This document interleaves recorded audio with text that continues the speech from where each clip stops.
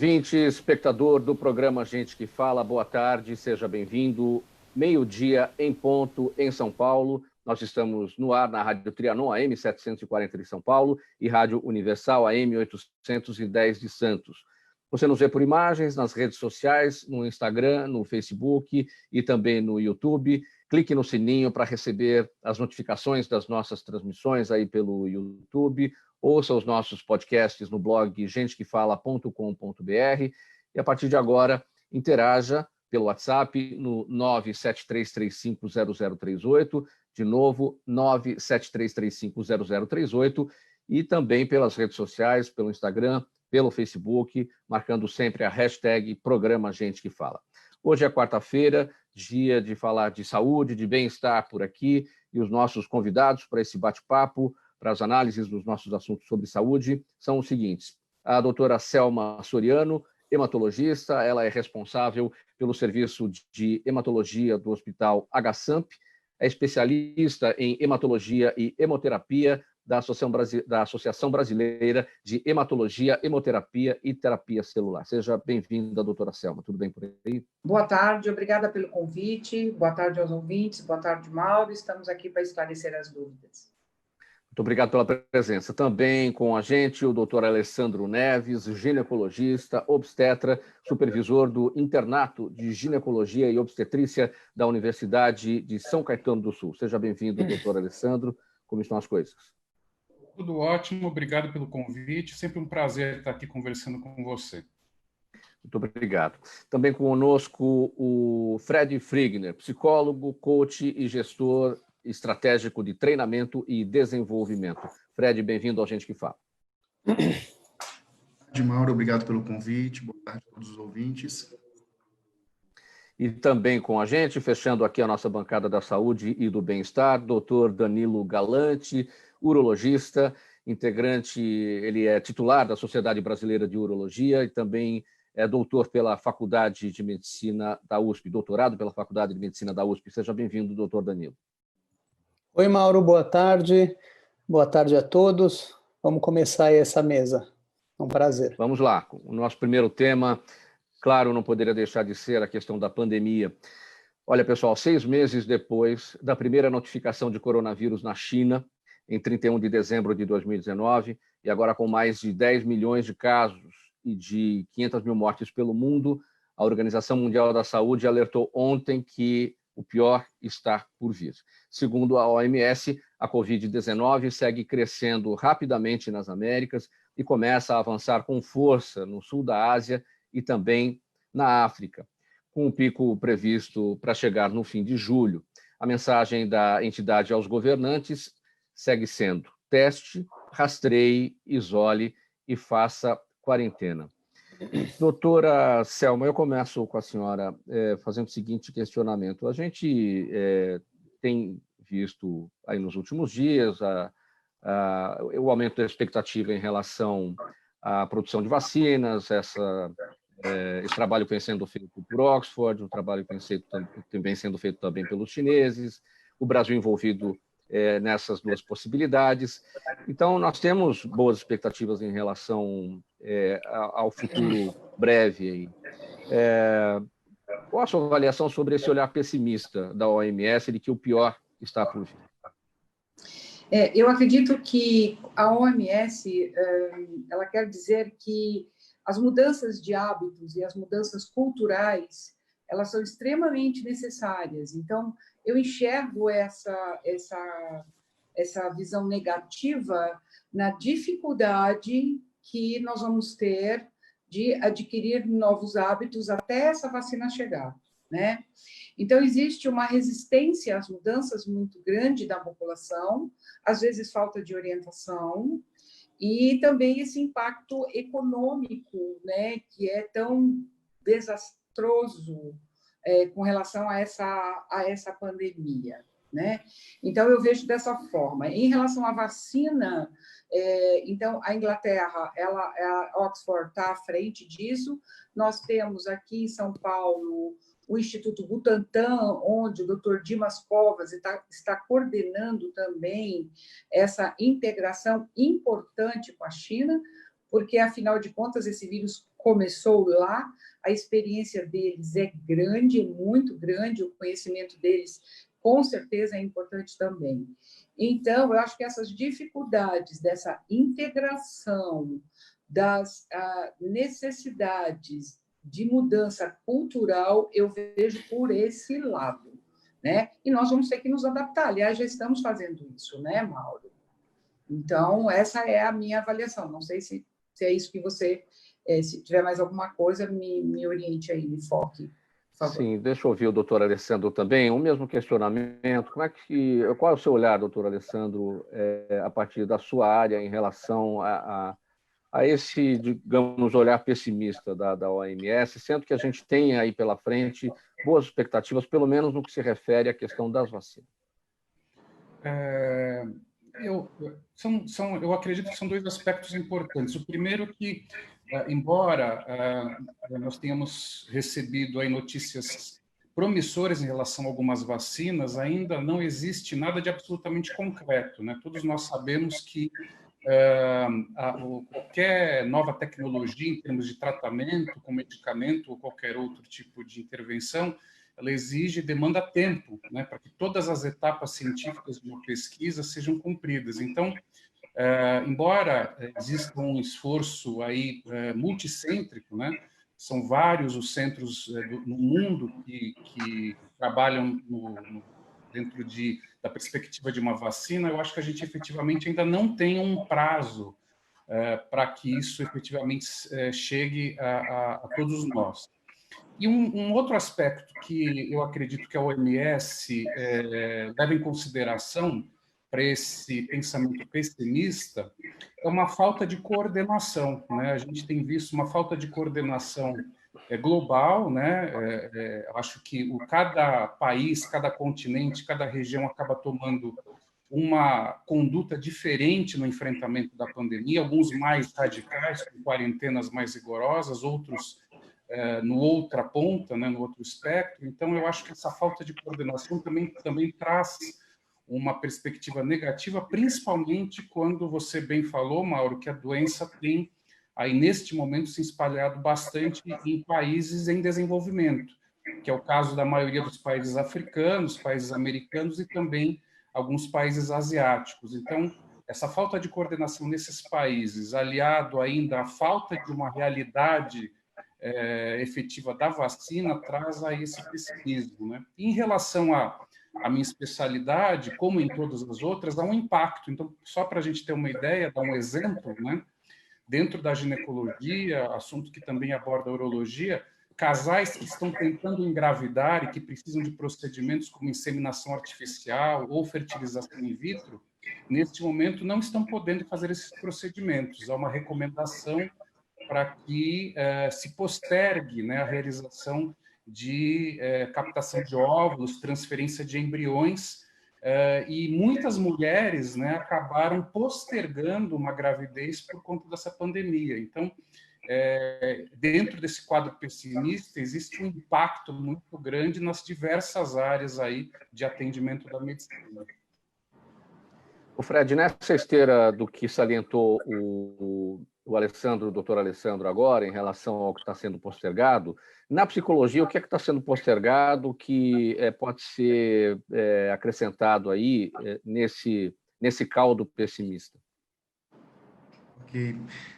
Bem, a questão do confinamento, primeiro, está impactando bastante a saúde emocional, né, das pessoas, da população.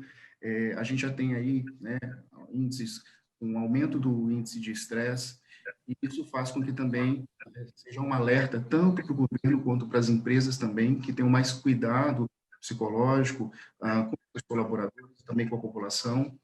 Você tem algumas pesquisas iniciais na Universidade de Bruxelas, por exemplo, que aponta o aumento do índice de estresse e a diminuição do índice de resiliência.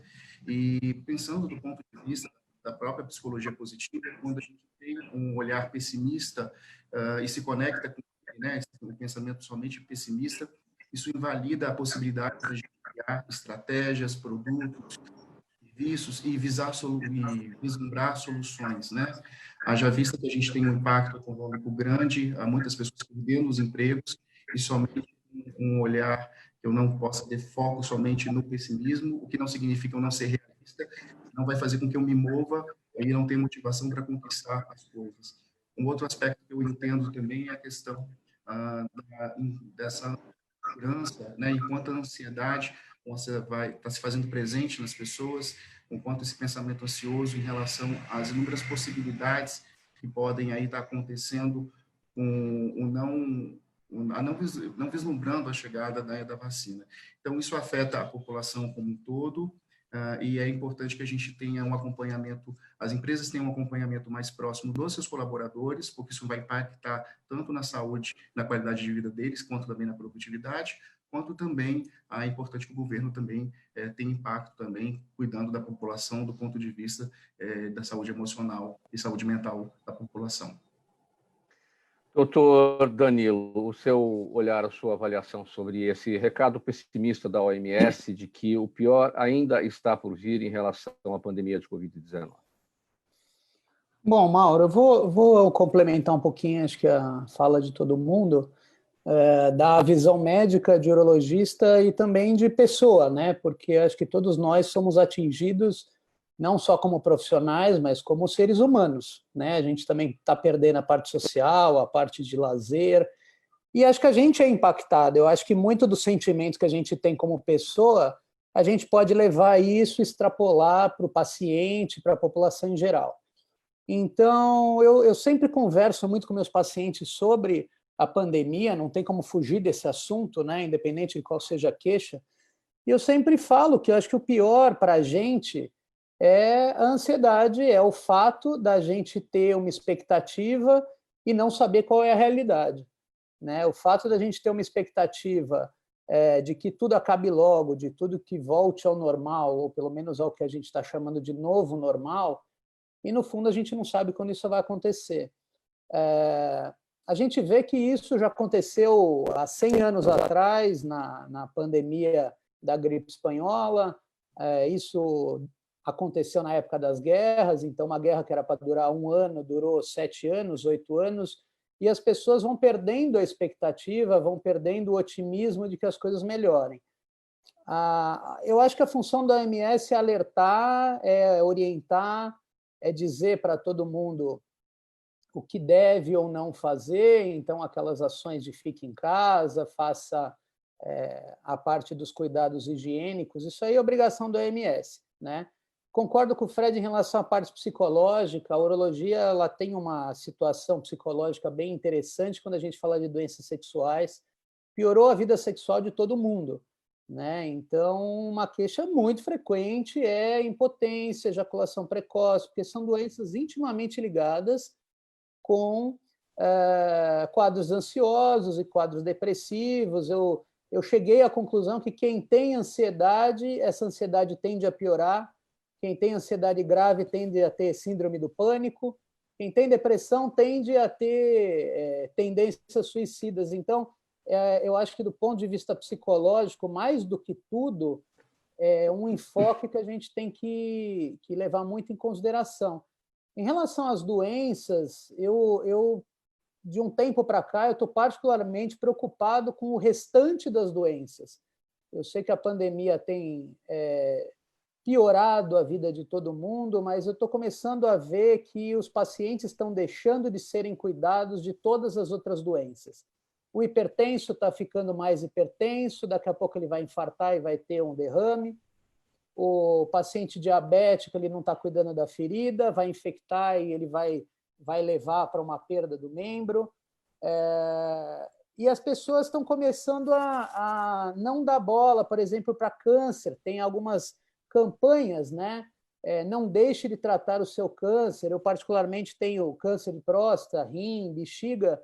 Alguns tumores podem esperar, às vezes até 1 ano, mas alguns tumores, como o de bexiga, não pode. Um paciente que perde o timing de 3 meses, ele sai de uma situação curativa e passa a uma situação de tumor com metástase. Então, e tem paciente que manda mensagem, ou seguidor, eu frequento muito rede social, e eles falam, doutor, mas o SUS está fechado.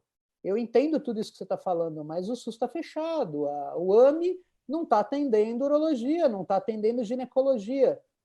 E aí você não tem o que falar, porque realmente é muito complicado aquele paciente que operou de tumor de próstata e não está dando seguimento, e o tumor está voltando, e o paciente está assistindo isso, né? Então, eu vejo a OMS como um órgão de orientação, mas muito ruim de previsão, né? Eu acho que não só eles, como nenhum órgão acertou nenhum pico, né? Virou meme, virou piada. O pico é para maio, o pico é para junho, o pico é para julho. Aqui em São Paulo talvez estejamos no tal do pico, mas a verdade é que ninguém sabe. A minha percepção é que a vacina, quando sair, e possivelmente saia para janeiro, vai ser um divisor de águas, porque pelo menos a gente começa a evitar que pacientes fiquem doentes. Mas talvez até essa questão... Talvez essa questão do pico, doutor Danilo, tenha sido um erro dizer que vai ser em maio, em junho, em julho, porque nunca lidamos com uma situação dessa. Então, como prever? Né? Como o próprio nome diz, é uma previsão. Pode acontecer como pode não acontecer. Então, você afirmar que vai ser em tal período é uma coisa bem no chute mesmo. Não é possível que se acerte. Sim. É possível que se acerte, mas é improvável que se acerte. Né? Sim, com certeza. Bom, vamos lá. Passando aqui para mais um tema. O mês de junho faz parte do calendário de campanhas de conscientização, marcando a importância da doação de sangue para salvar vidas. Neste ano, especificamente, há uma grande urgência devido às bruscas quedas no número de doadores, já que o medo da Covid-19 fez com que a população não fosse aos hemocentros. E, segundo o levantamento recente, houve uma redução de até 70% dos estoques de sangue em todo o país. Doutora Selma, isso cabe agora aqui na sequência do que o doutor Danilo falou, quer dizer, as pessoas deixando de cuidar de outras doenças, de outras coisas, e também deixando de fazer as doações de sangue que acabam se refletindo agora nesse momento, nessa baixa de estoques. Perfeito. Eu vou explicar um pouquinho o que é o ciclo do sangue. O ciclo do sangue cabe o atendimento ao doador de sangue e o atendimento ao receptor de sangue, como bem disse os nossos colegas agora anteriores, né? A maioria das cirurgias eletivas foram canceladas, elas não são realizadas por conta da pandemia. Então, o acesso que o paciente tem para as cirurgias cardíacas, para transplante de órgãos, inclusive o transplante de medula, ele também teve um impacto grande. Então, todos aqueles procedimentos eletivos que precisam de sangue, eles foram cancelados. Com isso, deu um certo respiro à doação de sangue e os hemocentros conseguiram se preparar, fazendo a doação de sangue agendada. Então, o que aconteceu com isso? O doador ele não vai mais espontaneamente ao hemocentro. Como ele ia, a porta ficava aberta no horário de atendimento e qualquer pessoa seria um candidato à doação de sangue, desde que dentro de alguns pré-requisitos, né? Então, esse doador passou agora a ter a necessidade de acessar as mídias, não é? Fazer o agendamento no seu horário marcado, com data e horário. Isso foi uma experiência muito, muito positiva. Levando em consideração que a maioria dos doadores de sangue no Brasil, eles têm entre 19 e 49 anos, são do sexo masculino, e a maioria deles tem apenas o ensino médio completo, a doação de sangue em indivíduos que têm um nível superior é muito rara, pelo menos nos hemocentros públicos. Então, o que acontece? As dificuldades de acesso à mídia, à informação e até de marcação, de consulta, afastou aqueles doadores de repetição. O que é o doador de repetição? O doador de repetição é aquele doador que doa 2, 3, 4 vezes ao ano. Então, ele tem a dificuldade, ele não quer ter o trabalho de marcar o seu dia e hora, ele quer chegar lá e ser atendido. Então, isso impactou um pouco, houve um aumento no número de doadores de primeira vez nos hemocentros, pelo menos a nível de São Paulo, e isso, com certeza, sendo os hemocentros, a cidade de São Paulo, um dos maiores hemocentros da América Latina, é o maior, né? Se nós levarmos em consideração que a Fundação Pro Sangue Hemocentro São Paulo e a Colsan coleta em torno de 280 mil bolsas por ano, o que Portugal coleta por ano, né? Então, nós tivemos um impacto muito negativo no início. Agora está normalizando. Por outro lado, alguns hemocentros que têm facilidade em conseguir doadores, no Norte e no Nordeste, isso aconteceu, ajudaram os outros hemocentros que estavam com dificuldade de sangue.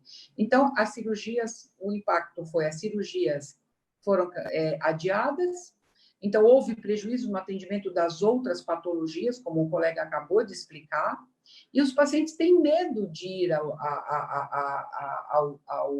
ao seu médico, assim como os doadores ficaram com medo. Mas o banco de sangue é um local extremamente seguro. Nós fazemos a verificação da pressão primeiro. Quem está doente não vai doar sangue. Quem está doente tem que ter uma boa saúde. Então, aquelas pessoas que estão doentes não vão ao banco de sangue. Então, nós verificamos a temperatura, a pressão, faz o teste de anemia, todos os funcionários paramentados, enfim. E com a parte do receptor de sangue, Mauro, houve uma diminuição também no número de cirurgias com o número de receptores. As urgências, até as urgências, extrema-urgências, diminuíram. Né? Então, isso houve uma compensação, um equilíbrio durante as primeiras semanas. E agora nós estamos com as novas propostas de distanciamento, né? Onde não pode chegar todo mundo junto, onde existe horário marcado e é segura a doação de sangue. Ela é totalmente segura. Então, doutora, assim, enfim...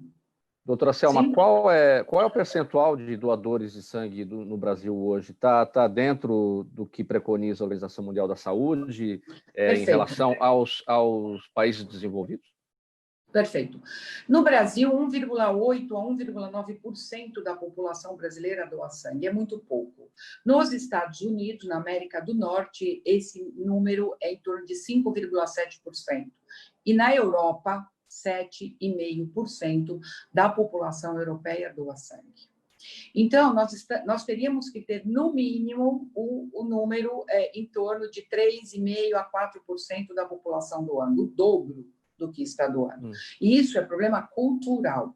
O brasileiro é solidário na hora do desastre, na hora da necessidade, mas as culturas de doação, elas não são mantidas, né? De sangue. E qual é a mensagem para esse momento, para a população? E antes disso, uma única doação de sangue pode salvar quantas vidas? Quantos elementos do sangue ali são obtidos a partir de uma doação e quantas vidas são salvas a partir então, de uma única doação?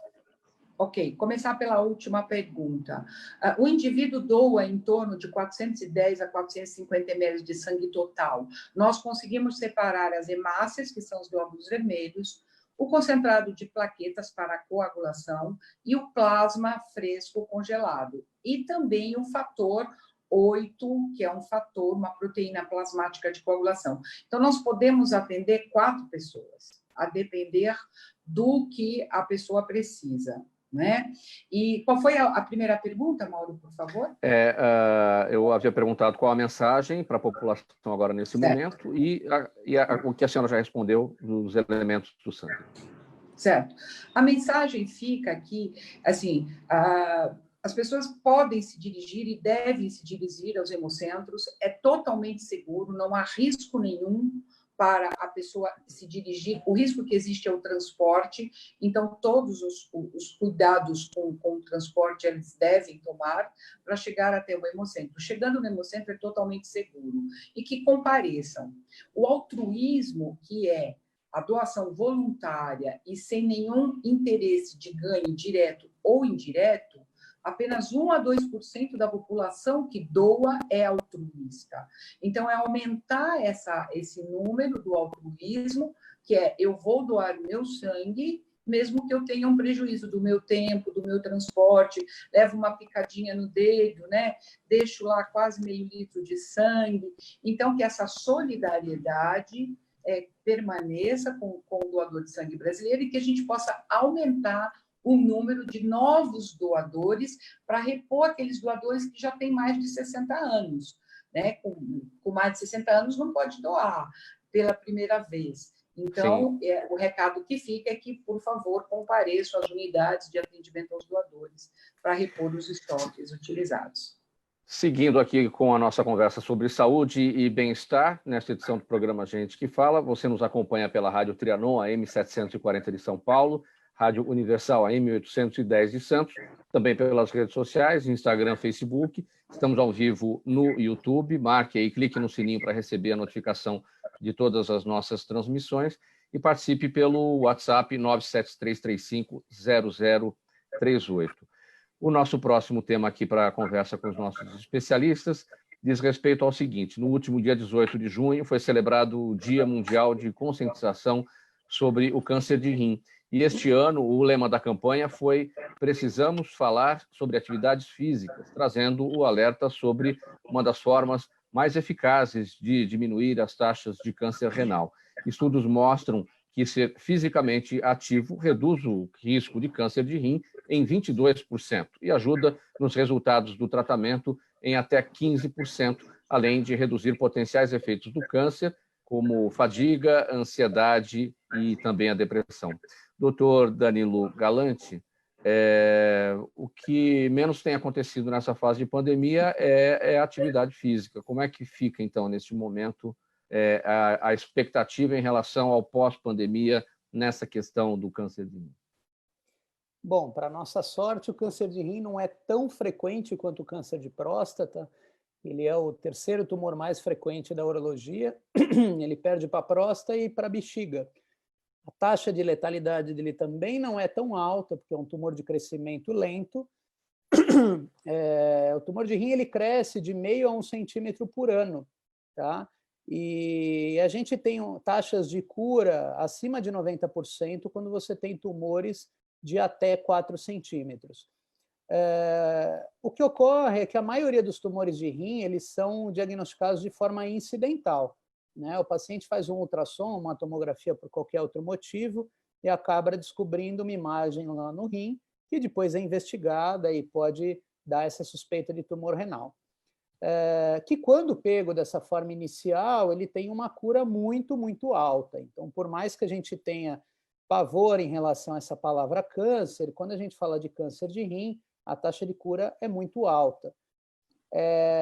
E as técnicas de cirurgia também melhoraram. Hoje em dia a gente tira parte do rim, a gente só tira o tumor e não tira todo o rim.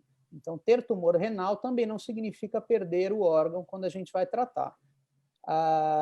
Então, eu vou dar dois panoramas. Antigamente, os tumores eram diagnosticados quando eles davam sintomas, né? E o tumor de rim, ele só dá sintoma quando ele cresce muito, quando ele fica do tamanho de uma bola de futebol. Então, aí ele tem uma massa palpável na barriga, ele pode dar dor nas costas e pode dar sangue na urina. Hoje em dia, é muito, muito raro um paciente com sintoma. O que é novidade para a gente, exatamente esses trabalhos que você comentou, que mostram que a atividade física tem melhorado os índices de cura e também tem diminuído a quantidade de pacientes com tumor de rim. A gente sempre teve como conceito que o tumor de rim tem uma incidência maior em pacientes que fumam e pacientes que são submetidos a determinadas substâncias como solventes e tintas, né? E não tinha outros fatores de risco além disso. E agora a gente sabe que tem um fator protetor aí, que são os exercícios físicos. Exercício físico, na verdade, é a bola da vez, né? Sempre falamos disso para melhorar doenças cardíacas, para melhorar a fertilidade, para melhorar doenças sexuais e tantas outras doenças. E tem câncer já que a gente fala, tem muito câncer que a gente já fala de melhora dos índices com exercício físico.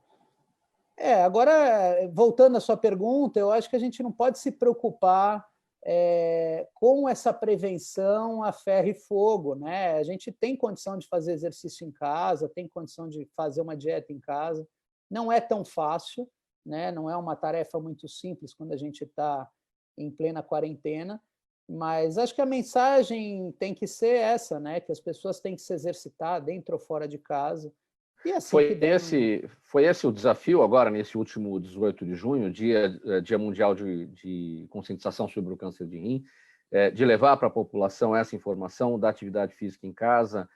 Foi efetiva essa chegada desse trabalho de conscientização? Sim, a informação é nova, mas a impressão que a gente tem é que a gente veio num tempo complicado, né? É interessante contar para as pessoas que os últimos trabalhos mostram que a atividade física ela tem uma questão preventiva também para tumor de rim. A notícia boa é que as pessoas sempre souberam que exercício físico funciona. Então, as pessoas sempre souberam que tem que fazer exercício físico para baixar colesterol, para evitar infarto e outras doenças tão ou mais mortais do que câncer de rim. Câncer de rim, eu entendo que é mais uma doença que entrou nessa lista para fortalecer, né, para dar uma maior legitimidade para os exercícios físicos, mas não tem como fazer uma campanha, faça exercício na sua casa, né? Cada um vai conseguir fazer do jeito que consegue. Em relação a outros problemas que acometem os rins, quais são as orientações? Por exemplo, a gente está aqui no Sudeste, na fase...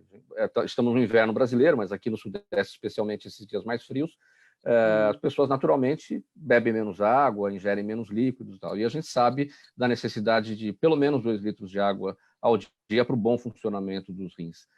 Quando isso não acontece, quais são as consequências? Então, quais são as orientações nesse sentido? Dos problemas renais, graças a Deus, o tumor de rim é o menos frequente, né? A gente tem de longe as pedras nos rins, né? Os cálculos renais e as infecções urinárias, que elas são campeões aí de queixas em pronto-socorros. Essas duas doenças são impactadas pela quantidade de água, então todo paciente que tem cálculo renal ou infecção urinária, a gente orienta a beber bastante água. Essa conta de 2 ou 3 litros, eu explico para os pacientes que é mais fácil eles olharem para a cor da urina deles. Então, se a urina deles vier transparente ou amarelo claro, já está o suficiente, né? Eu, pelo menos, não meço quanto de água que eu tomo, eu acho difícil as pessoas fazerem isso. E fora que quando o paciente faz exercício físico, ele tem que dobrar essa quantidade. Quando ele não faz atividade nenhuma, passa um domingão no sofá, ele pode tomar menos água. Então, eu acho que o termômetro dele é a cor da urina, que já é bem suficiente. Bom, pacientes que têm infecção urinária, que têm cálculos renais, eles certamente vão ter mais complicações, vão ter infecções urinárias que sobem para o rim, que é a tal da pielonefrite, né, que pode levar a internações e situações graves, inclusive, e os cálculos renais, que além da dor, que é cruel para os pacientes acometidos, pode levar a complicações, inclusive lá na frente, com perda da função dos rins. Mas que certamente são doenças muito mais prevalentes e comuns do que o próprio câncer de rim. Mas você falou bem, tomar água já é o primeiro passo para evitar várias dessas doenças. Muito bem, o nosso próximo tema agora aqui nessa conversa com os nossos especialistas no programa Gente que Fala é o seguinte: a menopausa é uma fase natural da vida das mulheres. É o período marcado pelo fim da menstruação, em que a mulher cessa a sua atividade reprodutiva. Os sintomas se iniciam geralmente por volta dos 50 anos de idade. No entanto, podem ocorrer mais cedo, antes dos 40, caracterizando a menopausa precoce, um quadro clínico que merece um olhar especial, pois pode trazer problemas que vão desde a mudança de humor até o risco cardiovascular e a perda de densidade óssea, entre outros problemas também. Doutor Alessandro Neves, qual que é a prevalência da menopausa precoce no Brasil? Olha, Mauro, a variação, os estudos falam aí em torno de 1 a 4% das mulheres que têm a chamada menopausa precoce, né? Que é um termo que vem sendo substituído aí por insuficiência ovariana prematura. E, como você disse, é uma situação que merece um cuidado bastante especial. Se a gente for fazer uma analogia ao período da menopausa ou do climatério natural, como você disse, na maioria das mulheres acontece ao redor dos 50 anos, já é um período de desafio. Se a gente for lembrar que no passado a expectativa de vida era menor do que a gente tem hoje, antigamente, né, se a gente for falar há 100 anos atrás, uma mulher que estava com 50 anos, ela já estava mais próximo do final da vida. Então, e isso mudou, né? Hoje a gente tem aí mulheres que vivem até 80, 90, próximo dos 100 anos, então aos 50 anos talvez ela esteja aí na metade da vida, né? E, como você bem disse, essa fase, independente de ser precoce ou não, ela é um sinônimo da perda da fertilidade. Então, é um desafio muito grande já para as mulheres que têm essa fase no período normal. Muitas delas associam esse momento à perda da vida, como se a vida tivesse acabado, como se ela não fosse mais mulher, e esses sintomas podem piorar se ela tiver uma sintomatologia mais exuberante. E se isso acontecer antes dos 40 anos, aí sim nós definimos como uma menopausa precoce. E por que é uma coisa mais preocupante do que a menopausa dentro da idade esperada ao redor dos 50 anos? Porque o que acontece nessa fase é que os ovários param de funcionar. Então, os ovários são os responsáveis pela produção hormonal da mulher, principalmente o estrogênio, né? Não só ele, né? A produção ovariana ela também passa pela progesterona e pelos androgênios, pela testosterona, que também é importante na mulher, mas o estrogênio é o grande hormônio que regula as funções femininas. Então, quando a mulher atinge essa fase, significa que os ovários perderam a capacidade de produzir esses hormônios. Então, só para a gente ter uma ideia de comparação, enquanto a mulher está na sua vida reprodutiva, ou seja, os ovários estão funcionando, a taxa, a incidência de doença cardiovascular, ela é 4 vezes menor na mulher do que no homem, porque o estrogênio acaba protegendo a mulher contra os fenômenos cardiovasculares. Após a menopausa, né, e a menopausa é definida como a última menstruação, essa prevalência se iguala. Então, a incidência de doença cardiovascular em homens e mulheres se iguala porque a mulher perde essa proteção do estrogênio. Além disso, como você bem disse, a menopausa ela traz sintomas. Não são todas as mulheres que apresentam, mas os principais são os calores, que incomodam demais as mulheres, quem tem sabe disso, aumento de irritabilidade, insônia, diminuição de concentração, diminuição de libido. Muitas mulheres, nesse período, apresentam uma situação que nós chamamos de síndrome urogenital, quando acontece uma atrofia dos órgãos genitais, principalmente da vagina, o que dificulta demais uma relação sexual, e aí a gente já pode extrapolar para o impacto que isso vai ter para o relacionamento dessas mulheres, que vinham muitas vezes com uma vida sexual normal e passam a não ter mais porque passa a ser uma relação sexual dolorosa por conta dessa atrofia genital. E algumas outras consequências, como eu já falei, a cardiovascular, mas a mulher que perde a produção do estrogênio, ela piora o metabolismo de lipídio, então o colesterol pode aumentar, a glicemia pode aumentar, e o estrogênio tem um impacto muito importante na proteção óssea das mulheres. Então, as mulheres pós-menopausa têm uma chance muito grande do enfraquecimento ósseo, né, levando a osteopenia e osteoporose, que é uma situação que não tem sintoma, mas aumenta muito o risco de fratura, por exemplo. Né? Para essa situação, desse quadro todo que o senhor explicou, desses sintomas, né, a reposição hormonal ela é indicada só para mulheres que tiveram a menopausa no devido momento ou também para essas mulheres que tiveram a menopausa precoce? Essa é uma pergunta muito boa, porque existe aí um mito em cima da reposição hormonal. Né? Até o final do século passado, final dos anos 90, nós prescrevíamos hormônio para todas as mulheres na menopausa. No início desse século, em 2001, teve um estudo internacional, WHI, que trouxe resultados desfavoráveis, falando em aumento da chance de câncer de mama, por exemplo. Mas hoje, 20 anos depois desses estudos, eles foram refeitos e reanalisados. Hoje, o que a gente sabe é o seguinte: as mulheres que precisam do tratamento hormonal, a gente pode enquadrar em 3 grupos. Dentro da faixa da normalidade ao redor dos 50 anos, são aquelas mulheres que têm osteoporose ou aquelas mulheres que têm sintomatologia importante. Então, quem tem sintoma e tem perda óssea vai se beneficiar da reposição hormonal.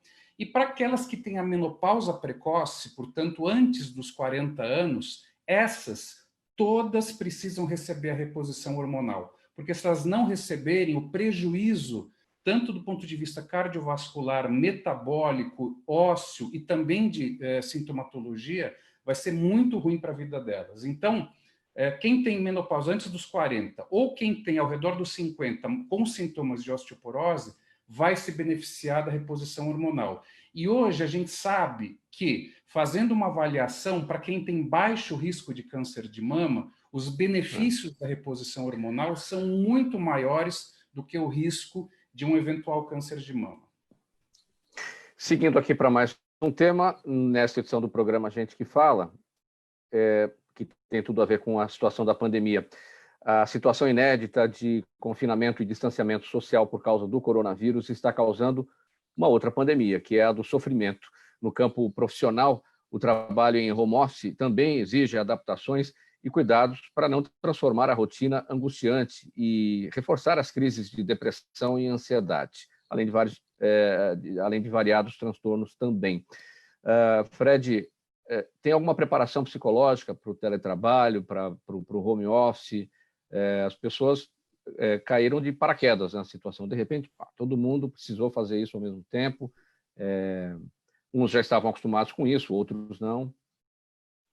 Perfeito. Mauro, primeiro a gente precisa entender o conceito entre home office, né? Que é você ter aí a empresa disponibilizar para você entre 1, 2 dias, enfim, a semana, para que você possa trabalhar em casa, mas se não quiser trabalhar em casa, possa trabalhar num café, num outro espaço. Nesse momento, a gente está trabalhando de forma isolada, então as empresas, elas pontuaram que os colaboradores eles estão em um processo de isolamento. Então, não seria, teoricamente, um home office, né? A gente está sendo aí forçado a trabalhar em casa.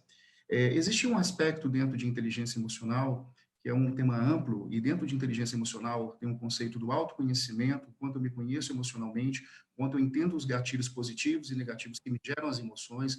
O segundo pilar, que é o gerenciamento das emoções, e o gerenciamento dessas emoções são emoções, as não emoções não positivas, né? As emoções conhecidas como emoções negativas, a questão da empatia com cuidado do outro e a habilidade social. Então, esses elementos juntos formam o conceito de inteligência emocional e que, do ponto de vista corporativo, ele ainda simplifica. As pessoas têm percebido, né, eu tenho chegado para mim, eu tenho atendido muito profissionais estressados, e esses profissionais estão estressados por diversos fatores. Primeiro, pela questão da insegurança, da empregabilidade. Então, parece que o volume de trabalho, ele aumenta, porque você, além da sua vida pessoal, você tem que dar conta dos aspectos profissionais. Reuniões, muitas vezes, marcadas uma atrás da outra. Então, o profissional, ele fica o tempo todo na frente do computador. E aí, ficando o tempo todo na frente do computador, você tem aquele cansaço, aquele estresse, porque você não tem a movimentação de um ambiente para outro dentro da organização. Já escutei casos e relatos em atendimentos de grupos à empresa, feito virtualmente, que a sensação é que se eu trabalhar mais, né, o tempo passa mais rápido, o que é uma crença, na verdade é uma ilusão, né? Então, isso não significa que eu trabalhar mais, ou grandes horas, ou grandes cargas horárias, isso vai impactar na diminuição do tempo do vírus, né? Ou que a pandemia vai passar mais rápido. Então, trazendo aí algumas questões, saindo do imaginário, trazendo para questões realmente de forma mais prática, isso vai fazer com que as pessoas elas também consigam refletir e ter uma rotina. Uma das coisas mais indicadas que a gente tem é estabelecer uma rotina, respeitando o teu espaço, respeitando o teu limite, mas com horários para que você possa trabalhar entre o seu horário de trabalho, as horas de trabalho, pequenos intervalos para você sair da frente do computador, respirar um pouco, fazer alguma coisa, assistir um vídeo, dar uma volta pela casa, assim como também a importância, conforme o doutor falou, da atividade, se possível, e também a questão da meditação e outras práticas que podem ajudar emocionalmente. Já dá para prever como é que vai ser, quais serão as implicações desse estresse quando as pessoas voltarem ao trabalho? Como é que isso vai se desenvolver com os colegas já dentro da empresa de volta? Você tem uma previsão, né, e é tudo previsão, porque a gente está no ápice aí da pandemia, de que após aí a questão da saída da pandemia, essas crises de estresse, elas ainda têm aí um tempo de duração, então a gente não sabe como cada um vai reagir. O que a gente tem muito já claro é o número de, por exemplo, de divórcios que tem aumentado, o número de agressão doméstica tem aumentado também, as mulheres tendo diversos papéis dentro de casa, então, na sua maioria mulheres, né, professoras, tem que tomar conta da casa, toda a rotina da casa, e isso gera muito estresse. Eu costumo falar uma frase da diretora do Facebook, que ela fala que o feito é melhor do que perfeito. Ou seja, nesse momento, a gente poder fazer o que dá conta de fazer, não pegar pesado consigo. Eu vejo muita autocobrança tentando trabalhar, os profissionais tentando trabalhar com um nível de excelência e de perfeição, e nesse momento a prioridade é se cuidar, cuidar do seu bem-estar, cuidar da sua saúde, especialmente emocional, mas também sem ter o peso da cobrança de achar que você vai dar conta de tudo. Isso, a autocrítica, ela impacta muito e ela mexe demais com as emoções. Um outro aspecto que é importante também contribuir é o aspecto da resiliência. Resiliência não é só, né, passar por um momento de dificuldade e resistir a ele, embora fique muito estigmatizado desse formato. Resiliência, do ponto de vista da psicologia positiva, tem a ver com eu aprender com os momentos de diversidade, né, passar e resistir pelos momentos de diversidade, aprender alguma coisa com isso, e todos nós estamos aprendendo de uma forma ou de outra, seja uma nova tecnologia, seja uma nova receita, seja alguma coisa nova. O aprendizado faz parte da resiliência e olhar para frente com otimismo. Por incrível que pareça, se você me pergunta, Fred, a gente tem que olhar, se conectar com o otimismo? Sim, porque o otimismo ele vai fazer com que a gente olhe as coisas para frente com esperança, buscando soluções e buscando mesmo oportunidades novas, novos negócios, continuando galgando a busca de novas soluções para a nossa vida. Você, Fred, está atendendo online os seus tradicionais pacientes? Tanto grupos de empresa, quanto também profissionais, pessoas, e a demanda tem muito atrelada à questão do cotidiano, o quanto isso se misturou e quanto isso está difícil de conseguir separar esses papéis. Ou seja, o psicólogo também está home office. O psicólogo também está fazendo atendimento via as redes sociais, não viu? As ferramentas virtuais. E para que todo mundo consiga... Então, o psicólogo também se estressa, porque ele também está home office. E aí, o que o psicólogo faz? Estressa, né? E aí é interessante a gente pensar, independente do papel que você tem enquanto profissional, o estresse faz parte da natureza, né? E um pouquinho dele, inclusive, move, assim como o medo. Então, a gente também tem que desconstruir essa questão de que as emoções, né? Não só que o medo ele não tem um papel importante na nossa estrutura psicológica, assim como a raiva.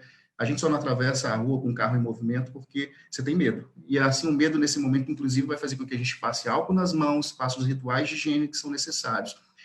A questão é, quando essas emoções elas começam a engolir a gente, ou quando a gente começa, do ponto de vista psicológico, não ter o cotidiano, aí sim é hora de buscar ajuda profissional. Fred, tem uma pergunta aqui do Marcelo de São Bernardo do Campo. Ele pergunta como conciliar o trabalho em home office com os problemas da casa, dos filhos que também estão em casa, dos vizinhos barulhentos, e sem enlouquecer. Pergunta aqui o Marcelo. Primeiro entender que não é fácil e está tudo bem, tá? Então, assim, conseguir dividir esses vários papéis e essa rotina não é fácil. O que a gente vai fazer? A gente vai fazer o melhor que a gente pode. O que eu costumo orientar, né, os meus clientes e tal? Estabelecer uma rotina. Por quê? A rotina ela dá uma organização interna e externa. Então, você vai ter, por exemplo, com os filhos em casa, você pode, de repente, criar uma rotina para eles também. Lógico, não vai ser uma rotina perfeita, mas ao que você consiga trabalhar, inclusive, com pequenos intervalos de hora em hora. Tem uma técnica chamada Pomodoro, que é uma técnica de administração e gestão do tempo. Você trabalha focado e dá pequenos intervalos. Uma reunião familiar para a gente conseguir alinhar e combinar esses acordos aí de horários. Eu tenho um relato de uma mãe, por exemplo, que ela estava extremamente estressada com a questão da alimentação e ela teve uma ideia que eu achei extremamente criativa. Ela junta a família toda no domingo, coloca todo mundo para cozinhar junto, faz uma oficina gastronômica, dá essa roupagem lúdica, envolve as crianças e aí ela tem comida para o resto da semana congelada. Quer dizer, é uma atitude criativa, envolve todo mundo, engaja, e aí ela diminui um problema que ela tem, que no caso seria fazer almoço no meio de um trabalho, junto com a atividade profissional dela. Então, o que a gente puder utilizar de criatividade também e entender que o pode fazer o melhor que a gente pode, isso também vai facilitar. Tira a questão da cobrança e do peso da culpa, né? Sim. Doutora Selma, pergunta aqui da nossa audiência, a Juliana Martins acompanha a gente pelo Facebook. A pergunta dela é bem interessante. Olha, ela pergunta assim, quem teve Covid-19 pode doar sangue? E esse sangue pode já ter os anticorpos contra a doença? Juliana Martins pelo Facebook nos acompanha, doutora Selma. Excelente pergunta. Quem teve Covid pode sim doar sangue, desde que seja esperada a quarentena de 30 dias após a cura dos sintomas. E ela pode ou não pode ter os anticorpos anti-Covid, porque isso vai depender da resposta imunológica que a pessoa tem, da imunidade da pessoa. Então, existem pessoas que fazem os anticorpos a nível deles serem detectados, existem pessoas que fazem os anticorpos e a gente não tem como detectar, porque a técnica ainda está em aprimoramento. Então, o COVID não afasta da doação de sangue, desde que seja observado esse período de pós-cura, né? Os COVIDs graves que passaram por UTIs, por intubação, é outro critério, que corresponde a 5% das pessoas que têm o COVID. Então, a gente tem que avaliar na hora, e porque eles passaram por um risco de vida imediato, normalmente esse prazo passa para 6 meses após um risco de vida, de intubação e tudo mais. Então, os COVIDs graves depois de 6 meses. E a questão dos anticorpos? Então, a questão dos anticorpos, nós não fazemos na triagem dos doadores de sangue a pesquisa de anticorpos contra o COVID. Isso não é realizado. Só é realizado naqueles pacientes que tiveram COVID e que vão ser doadores do plasma convalescente, né? Então, não tem como nós detectarmos a presença de anticorpos durante a doação de sangue, no sangue doado. Isso nós não fazemos de rotina. Mas, de certa forma, quem recebe sangue de uma pessoa que teve a COVID estará com os anticorpos? Na verdade, a quantidade é muito pequena, né? Ela vai receber o plasma que contém um pouco de anticorpos, vai receber. São proteínas que ficam no plasma. Isso não vai causar nenhum mal à pessoa. Não causa nenhum mal. E também não, pelo contrário, o bem para se defender da COVID. Exatamente. Exatamente. Então, não é um critério negativo isso, né? Então, assim como passam também os nossos anticorpos de vacina. Então, eu me vacino para hepatite B, por exemplo. Eu sou vacinada há mais de 20 anos. Eu tenho, nesses últimos 20 anos, 10 unidades contra hepatite B. Quando eu dou sangue, a pessoa vai receber essas unidadezinhas contra hepatite B. Né? Isso é por conta da transmissão do material biológico, mas não causa nenhum problema nem a quem vai doar e nem a quem vai receber, desde que nós colocamos a quarentena e avaliamos. Isso tudo tem avaliação médica no momento da doação. Né? O Fernando Ortega acompanha a gente pelo nosso canal no YouTube, te pergunta, doutor Danilo, a alteração no volume da urina pode ser sinal de alguma doença grave? Eu acrescento aqui o seguinte, quando ele fala da alteração no volume da urina, eu acho que pode ser para mais volume ou menos volume, né? Sim, sim. As alterações de volume de urina, na verdade, elas vão incluir uma quantidade enorme aí de problemas, muitas vezes passageiros, muitas vezes problemas graves. Né? Pacientes que urinam demais, eles podem... Pacientes que urinam um volume muito aumentado, eles podem ter diabetes, né, que é uma das principais causas, que é uma sede muito aumentada e uma poliúria aumentada, né? E pacientes que urinam pouco, eles podem ter ou uma quantidade de líquido diminuída, ou eles podem ter problemas prostáticos ou problemas para dificuldade de esvaziar a bexiga. A gente acaba dividindo, toda vez que se fala de urina, a gente acaba dividindo em problemas urológicos e nefrológicos, em outras palavras. Ou é o esvaziamento da urina que está com problema, ou é a produção de urina lá na altura do rim. Né? Então, toda vez que você tem uma alteração de urina, seja de cor, seja de aspecto, seja uma urina com espumosa, né? Que pode ser a urina espumosa normalmente é um sinal de que esse paciente está expelindo proteína e, consequentemente, está com algum problema no rim. Então, quando você tem problemas de aspecto, você tem problemas de volume, problemas na cor, no cheiro, sangue na urina, normalmente são situações que valem a pena qualquer tipo de investigação. Agora, uma pergunta minha, doutor Danilo.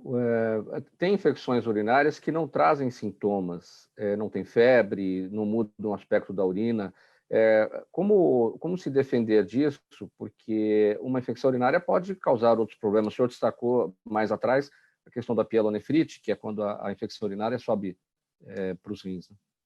Sim, é assim, tem uma certa confusão quando a gente fala de infecção urinária. A grande parte das infecções urinárias, elas dão algum tipo de sintoma, né? Elas dão ardência, elas dão vontade de urinar toda hora, elas mudam cor, mudam o cheiro da urina, e essas infecções elas devem ser tratadas. O que acontece é que tem alguns pacientes que têm infecções urinárias de repetição, né, que não são sintomáticas. Então, tem pacientes que, se você fizer um exame de urina, pode aparecer bactéria na urina desses pacientes e eles não têm sintomas. Tem um tipo de paciente só que a gente é obrigatório, na verdade, 2 tipos, né? São os imunocomprometidos, todos os pacientes que fazem quimioterapia, que fazem qualquer tipo de tratamento que o sistema imune dele esteja abatido, e as grávidas, né? O doutor Alessandro sabe bem que grávida a gente tem que tratar qualquer bactéria que apareça na urina. Todo o resto da população não tem obrigação de tratar só porque apareceu bactéria na urina, desde que não tenha sintomas. A Marina acompanha a gente, ela está no bairro da Aclimação, doutor Alessandro, e ela pergunta como saber quando tem endometriose. A endometriose é uma doença que acontece quando as células de dentro do útero, né, do endométrio, elas acabam aparecendo em outro lugar. O principal sintoma que a mulher tem é dor, então é uma dor menstrual, uma cólica menstrual muito forte, normalmente incapacitante, a mulher precisa ir ao pronto-socorro, tomar uma medicação na veia, e pode estar acompanhado de dor na relação sexual, mas a dor é o grande sintoma. Então, qualquer mulher que tenha muita dor pélvica, dor no baixo ventre, de forte intensidade, principalmente